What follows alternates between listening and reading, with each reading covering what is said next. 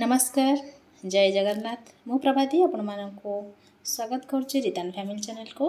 आज गोटे नुआ प्रकार रेसिपी देखिबार रोसई आगुरी आपको देखी मूला परोटा लाछा परोटा अनियन लाछा परोटा आज देखेबी कोबी परोटा। आम कोबीर सीजन चली कोबी परोटा कौन कौन सामग्री आम देखी ना कोबीटा जो देखो गोटे छोट साइज कोबी नहीं तो आम कोबी नवा पूरा फ्रेश कोबी नवा एमती गोटा धोईदेवा भलिकी फ्रेश कोबी आनी देखिकी पोक आदौ ना तादे भलिकी देखिकी आप गोटा धोई ने आ गोटे छोटे मीडियम साइज पियाज मुझे चुन चुन कर काटी गोटे इंच अदा को एमती छेची आपन चाहे कद्दूकस करेंगे आ दुईटी कंचा लंका तीनोटी कंचा लंका नहीं आपणकर आग जी खाती ने न पकई भी पारती स्वाद अनुसार लुण अल्प टिके नहीं मो जुआणी हलदी आउ परोटा किसी नहीं रिफाइन एवं आसतु आम कोबीटा को आम कद्दूकस करनवा आसतु आम कद्दूकस करनवा को केमती कद्दूकस कर देखो कोबीटा को आप धरवे आमती कर चलिए करेंगे पूरा छोट छोट हो आपे आसो बढ़िया कद्दूकस हम देखु एमती टाइप कद्दूकस करेंगे मुझे देखो एमती करुच्ची देखुची काले पोक थी कौटी कौन कर देखो के सुंदर भाव में कद्दूकस कर देखु ए कद्दूकस करदे सब जाक ए चलतु आम गैस रे कढ़ईटी बसैबा एवं ताको गरम करदे गरम हो देखु गैस गरम हो गलानी आम अल्प देखु मु 2 टेबल स्पून दूसरी कौन ना रिफाइन तेल गरम हो जाए आसतु टे जीरा पकईदे मुझे कही नी से जीरा कथा जीरा पकईदे तापर आम जो पियाज चुन चुन कर काटी रखू पकईदे पियाज पियाज टिके गोल्डन कलर हो आसे आम कौन पकईबा ना अदा जो छुटी रखी पकईबा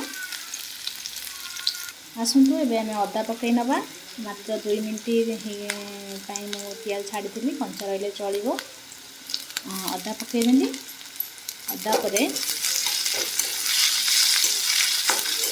मिक्स करनवा छाड़ीदे 2 मिनट मु कंचा लंका भी पकईने देखु एबे आम पकईदे आम जो कोबी रखी पकईदे धीरे धीरे करके कोबी गुड़ा सब पकईदे ए मिक्स करनवा मिक्स करला भितर आम स्वाद अनुसार लुण पकईबा आगे हलदी पाउडर पकईबा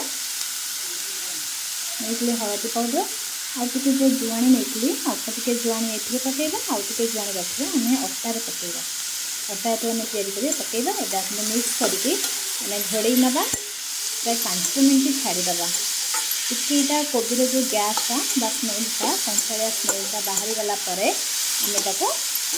पुरटी प्रस्तुत करवा पुरटी प्रस्तुत हो जाए आम जाना आसतु मिक्स करके आम छाड़ीदे देखु ये आम फ्लेम टू स्लो कर दीजिए टिके घोड़े दबा कोबीटा टी सीझा भी दरकार टिके घोड़े देछि आउ गैस फ्लेम लो कर देछि 2 मिनट घोड़े छाड़ी देछि देखो आम पूरा प्रस्तुत हो आम अटाटा को टिके चकटी दबा अटा मु प्राय 200 ରୁ 250 ग्राम अटा नहीं आउ कौन नहीं ना नहीं टिके जुआणी पकाउछि अल्प टिके जुआणी पकईली आमर पूर में आउ टे जुआणी पकाउछि आउ टिके लुण पकाउछि आउ कौन करी ना टिके 2 चामच रिफाइन पकईबी देखु मु 2 चामच रिफाइन पकईकी टिके ये करदेवी अटाटी को भलिके मिसईदेवी मिसई देलापर आम चकटिया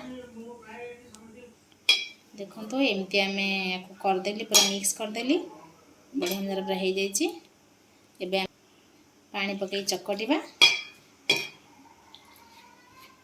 देखो प्रस्तुत हो गला अटार चकटाटा ताको एमती टिके 2-3 मिनट कि 5 मिनट आम रखीदे घोड़े रखीदेली आसतु एबे जीवा आम पूरा पाखक पुरटी देखिए पुरटी पूरा हो गला तार स्मेल भी बढ़िया आसलानी पूरा लगला गोटे मिनट एमती फांका छाड़ीदे छाड़देलापर आम आमर पूरा प्रस्तुत होपर आम रुटे दे बेलिया देखु हो गला आमर पुरटी पूरा प्रस्तुत हो गला एबे आसतु गैस टी को बंद करदे बंद करदे बाहर करने पूरा गुड़िक गोटे प्लेट को बाहर कर देखु आसतु ए बाहर करने देखा अटा टी पूरा बढ़िया मजार हो देखु ଏବେ ଆମେ କ'ଣ କରିବା ନା ୟାର ଗୁଳା ବନେଇଦେବା।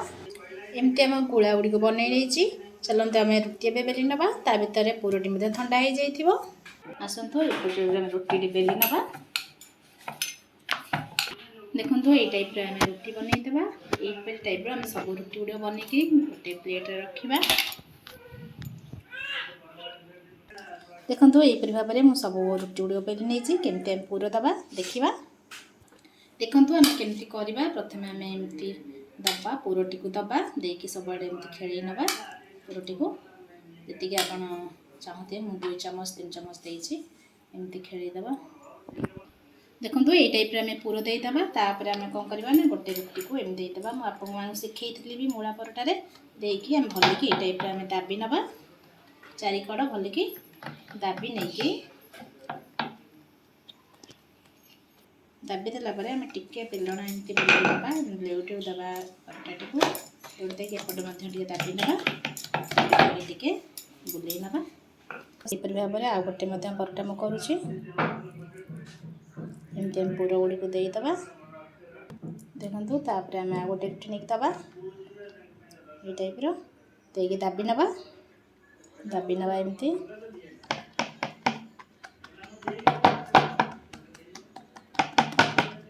ଦାବି ଦେଲି। ଦେଖ କଢ଼ା ତାୱାଟି ଯେଉଁ ଗରମ ହେଇଗଲାଣି, ସେଥିରେ ମଧ୍ୟ ଟିକେ ତେଲ ପକାଇ ଦେଇଛି କାଳେ ପରଟାଟି ଲାଗିଯିବ ବୋଲି। ଏବେ ଆମେ ୟାକୁ ପକାଇଦେବା ପରଟାଟି ଭଲିକି। ଭଲିକି ପକାଇ ଦେଇକି ଲେଉଟାଇ ନେବା। ଦେଖନ୍ତୁ ଆମେ ଲେଉଟା ପଉଟା କରିଦେବା। ଲେଉଟି ଦେବା ଟିକେ। ଗୋଟେ ପଟ ପୁରା ହେଇଗଲାଣି, ଆଉ ଗୋଟେ ପଟ ଦେଖିବା। ଦେଖନ୍ତୁ ହେଇଗଲାଣି, ଆଉ ଟିକେ ହେବ। ହେଇସାରିଲା ପରେ ଏପଟ ଆମେ ଗୋଟେ ପାତ୍ରକୁ ବାହାର କରିନେବା, ଗୋଟେ ପ୍ଲେଟ୍କୁ ବାହାର କରିନେବା। ଆଉ ଗୋଟେ ମଧ୍ୟ ହେଇଗଲାଣି। ଦେଖନ୍ତୁ ବଢ଼ିଆ ଭାବରେ ଆକୁ ମଧ୍ୟ ପ୍ଲେଟ୍କୁ ବାହାର କରିନେବା। ଦେଖନ୍ତୁ ପ୍ରସ୍ତୁତ ହେଇଗଲା ଆମର କୋବି ପରଟା। ଏଥିରେ ମୁଁ ନେଇଛି ସସ୍, ନେଇଛି ଆଚାର, ନେଇଛି। ଆପଣ ଚାହିଁଲେ ଯେକୌଣସି ଚଟଣିରେ ଖାଇପାରିବେ, ନଚେତ୍ ଦହିରେ ଖାଇପାରିବେ।